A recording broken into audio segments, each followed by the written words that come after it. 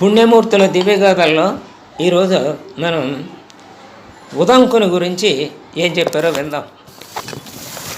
ఈ భృగువంశంలో జన్మించిన మహర్షుల్లో ఉదంక మహర్షి కూడా ఒక ఆయన అన్నమాట. ఈయన బాల్యం నుంచే గౌతమ మహర్షి దగ్గర శిష్యుడిగా ఉన్నాడు. శుశ్రూష చేసి తత్పరుడై సేవించాడు గౌతముని. రోజు అడవికి కట్టెలు తెచ్చేవాడు. గృహకృత్యాల్లో అహల్యకు సాయం చేశాడు. గౌతముని యొక్క భార్య అహల్య అని మనకు తెలుసు కదా, అంటే గురుపత్నికి సహాయం చేస్తూ ఉండేవాడు. కట్టెలు తెచ్చిపెడుతూ ఉండేవాడు అడవికి వెళ్ళి. ఈ విధంగా అతడు బాల్యం నుండి కూడా గౌతమ మహర్షి దగ్గర సేవలు చేస్తూనే ఉన్నాడు. ఈయనతో పాటు సేవలు వచ్చినటువంటి తోటి శిష్యులందరూ కూడా ఎప్పుడు వాళ్ళు నేర్చుకోవాల్సింది నేర్చుకుని వాడు సెలవు తీసుకుని వెళ్ళిపోతూ ఉండేవారు. కానీ ఉదంకుడికి సెలవు అనుమతి ఇవ్వలేదన్నమాట. ఇదివరకు గురువులు ఏం చేసేవారంటే తమ దగ్గర విద్యను అభ్యసించేటువంటి శిష్యులకు వారి విద్య పూర్తయిన తర్వాత వారికి అనుమతి ఇచ్చేవారు. నాయన ఇక నువ్వు వెళ్ళవచ్చు అని. అంటే నేను చెప్పవలసిందేదో నేను చెప్పాను, నాకు తెలిసిందంతా నీకు చెప్పగలిగాను, నువ్వు నేర్చుకున్నావు, ఇక నీ చదువు పూర్తయింది అనేవారు. వాళ్ళు అక్కడి నుంచి సెలవు తీసుకుని వెళ్ళిపోయేవారు. ఉదంక మహర్షి కన్నా తర్వాత వచ్చిన వాడు కూడా గౌతముని వద్ద సెలవు తీసుకుని వెళ్ళిపోయారు. కానీ ఈ ఉదంకుడిని నువ్వు వెళ్ళు నాయన అని అనుమతి ఇవ్వలేదన్నమాట గౌతమ మహర్షి. ఒకరోజున అతడు ఒంటరిగా కూర్చుని దుఃఖిస్తున్నాడు. అయ్యో, నన్ను గురువుగారు ఇంతవరకు ఆ అనుమతి ఇవ్వలేదు కదా అని. ఆయన కనుకొలకుల నుండి విషాద బాష్పాలు జలజల రాలుతోన్నాయి. గౌతముడు చూచాడు. వాటిని కింద పడనీయకుండా తన కూతురు అయినటువంటి తరుణుని పంపాడు దోశలతో పట్టుకోమని ఆ విషాద బాష్పాలు. ఆమె దోశలు పెట్టింది, కానీ చాలా వేడిగా ఉన్నాయి. ఆ కన్నిటిని ఆ వేడిని సహించలేకపోయింది. హఠాత్తుగా నేలపై విడిచేసింది ఆ తరుణి. అంతా నేల వేడికి కొత్తగా ఉడికిపోయింది నేల. తరువాత గౌతమ మహర్షి తన కూతురైనటువంటి ఆ తరుణినే ఉదంక మహర్షికి ఇచ్చి వివాహం చేశాడు. కొంతకాలానికి గౌతమ మహర్షి అనుగ్రహం వలన ఉదంకుడు మరియు ఆయన భార్య అయినటువంటి తరుణి ఇరువురు పెద్దగా పెరిగారు, యువతులయ్యారు. యవ్వనం వచ్చింది. చక్కని రూపురేఖలు ధరించారు. వినపడుతోందా మీకు? ఆ తరువాత పెళ్లి చేశాడు. ఆ తర్వాత వాళ్ళిద్దరూ యువకులు అయ్యారనమాట. అంటే బాల్యంలోనే పెళ్లి చేశాడు. ఆ తర్వాత తరుణి పెద్దదైంది, వయసు వచ్చింది, యుక్త వయసు వచ్చింది. అలాగే ఈ ఉదంకుడికి వయసు వచ్చింది. ఇద్దరు చక్కగా తయారయ్యారు. వాళ్ళిద్దరూ ఈ అత్తవారింటే అంటే ఉదంకుని ఇంట్లోనే, ఈ గౌతమ మహర్షి ఇంట్లోనే ఉండి అక్కడ కాపురం చేస్తున్నారు. ఇక పెద్దవాళ్ళం అయ్యాం కదా, ఇక్కడ ఉండటం మంచిది కాదని చెప్పి భావించారు. ఉదంకుడు గౌతమ మహర్షికి గురుదక్షిణ ఇచ్చి భార్య సమేతంగా వెళ్ళదలిచాడు.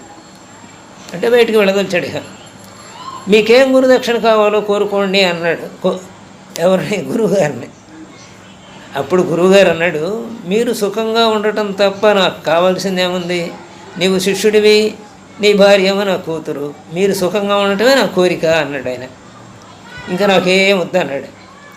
ఆ తర్వాత ఉదంకుడు గురుపత్ని అయిన అహల్య దగ్గరికి వెళ్ళాడు. గురుదక్షిణగా ఏం కావాలి మీకు అని అడిగాడు. ఆమె ఏమందంటే నహుషుడు అనే రాజు భార్య ధరించినటువంటి కుండలాలను తెచ్చివని కోరింది. కుండలాలను తెచ్చింది. కోరితే గౌతముడు ఇంటలేటప్పుడు ఉదంకుడు అత్తగారి కోరిక తీర్చడానికి మాట ఇచ్చి భార్య సమేతంగా వెళ్ళిపోయాడు. గౌతముడు ఇంటికి వచ్చిన తర్వాత విషయం తెలిసింది భార్య ద్వారా. అప్పుడు మిత్రసహుడు అనే రాజు శాప కారణంగా రాక్షసుడయ్యాడు. ఆ మిత్రసహుడు రాక్షసుడైన తర్వాత మనుషులను భక్షిస్తూ తిరుగుతున్నాడు. కాబట్టి ఇప్పుడు ఇతడు గనక ఉదంకుడు అటు వెళితే ప్రాణహాని కలుగుతుంది ఉదంకుడికి అని గమనించినటువంటి గౌతముడు ఉదంకుడికి తన తపశక్తి చేత పోయిన కార్యం సిద్ధించేట్లు మంత్రశక్తినిచ్చాడు. అంటే వీడు ఏ పనికైతే వెళ్ళాడో ఆ పని పూర్తి అయ్యేటట్టుగా. ఆ పని పూర్తి అవ్వాలి అంటే ఇప్పుడు నౌషుడి భార్య కుండలాలు తీసుకురావాలి కదా, అది ఆ పని పూర్తి అయ్యేట్టు శక్తిని ఇచ్చాడు తన మంత్రశక్తి ద్వారా. ఆ తర్వాత అంటే ఏ ప్రమాదము జరగకుండా ఆ మిత్రసహుడు అనేవాడు రాక్షసుడిగా మారి అతడు ప్రాణాలని రాక్షసుడుగా ఈ మనుషుల ప్రాణాలను తీస్తున్నాడు కాబట్టి, ఇతను వెళ్ళే దారిలో వాడు ఉన్నాడు కాబట్టి వాడి వలన అపాయం జరగకుండా అంత శక్తిని ఇచ్చాడనమాట. కార్యం జరగడానికి వీలుగా శక్తిని కూడా ఇచ్చాడు గౌతముడు. ఇక ఇక్ష్వాకు వంశంలో ద్రస్యుడు అనే ఒక రాజు ఉన్నాడు.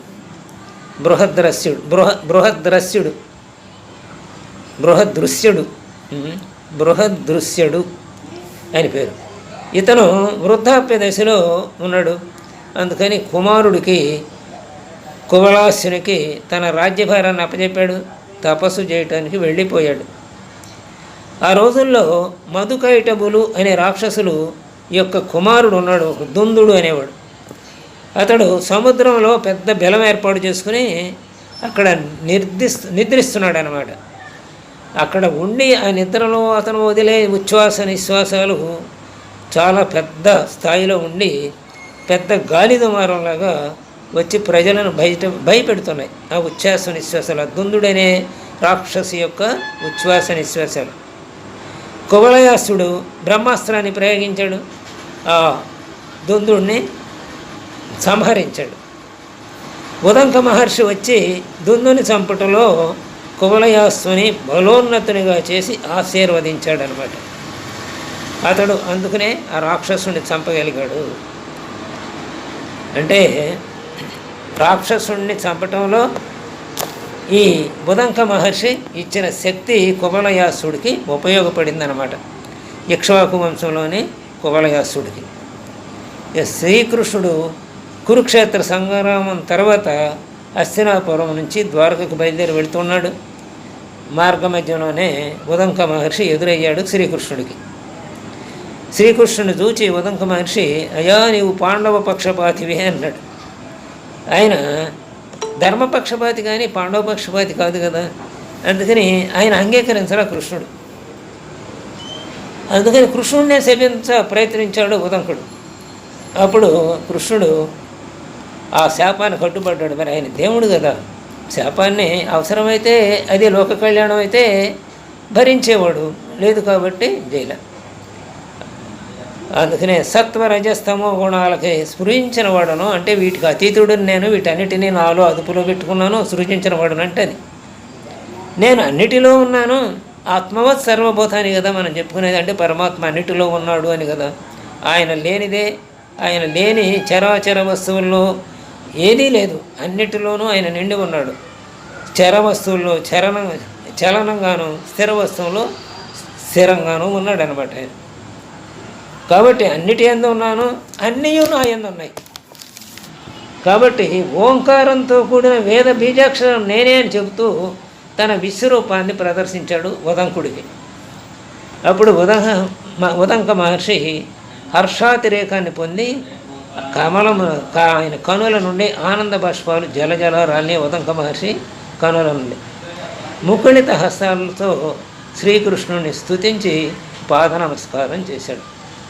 ఆ రకంగా కృష్ణుణ్ణి నిందాపూర్వకంగా మాట్లాడటం వలన ఇక్కడ ఆ నిందని ఆయన అంగీకరించక తాను సర్వవ్యాపిని, అన్నిటి యందు ఏకాంశ చేత వ్యాపించి ఉన్నాను, ధరించి ఉన్నాను అన్నిటినని ఉదంకుడికి చెప్పి తన విశ్వరూపాన్ని చూపితే అప్పుడు ఉదంకుడు ఆనందాతిరేకంతో, హర్షాతిరేకంతో ఆనంద బాష్పాలు దాచాడు. మరి గౌతముడు తనని ఆశ్రమం నుంచి నీ విద్య పూర్తయింది వెళ్ళయ్యాని అననప్పుడు మిగతా వాళ్ళందరికీ సెలవు ఇచ్చినప్పుడు తనకేమన్నప్పుడేమో విషాద బిందువులు వచ్చినాయి. అవి ఎంత వేడిగా ఉన్నాయంటే తన కూతురైనటువంటి గౌతముడి కూతురైనటువంటి తరుణి పట్టుకుంటే ఆ వేడిని భరించలేక ఆమె భూమి మీద అవి వదిలేస్తే భూమి అంతా కూడా కొత్త ఉడికిపోయిందని చెప్పుకున్నాం కదా. అలా ఆనంద బాష్పాలు ఆయన కళ్ళ నుంచి వచ్చినాయి. విశ్వరూపం చూసినప్పుడు గురువు గారు వదలనప్పుడు ఆయన్ని బాష్పాలు వచ్చినాయి. కాబట్టి మనిషికి అంటే ఆయన అంత శక్తిమంతుడు అన్నమాట ఆ ఉదంక మహర్షి. అలాంటి ఉదంక మహర్షి చెప్పే మనకి ఈ కథ వల్ల మనకు తెలిసింది ఏంటంటే రెండు మనం భరించవలసిందే, ఎటు ఆనందము ఇటు విషాదం. ఈ రెండు అందరి జీవితాల్లోనూ తప్పకుండా ఉంటాయి. రెండింటిని కూడా సమంగా భరించండి అని ఈ ఉదంకుని జీవితం మనకు సందేశాన్ని ఇస్తుంది. స్వస్తి.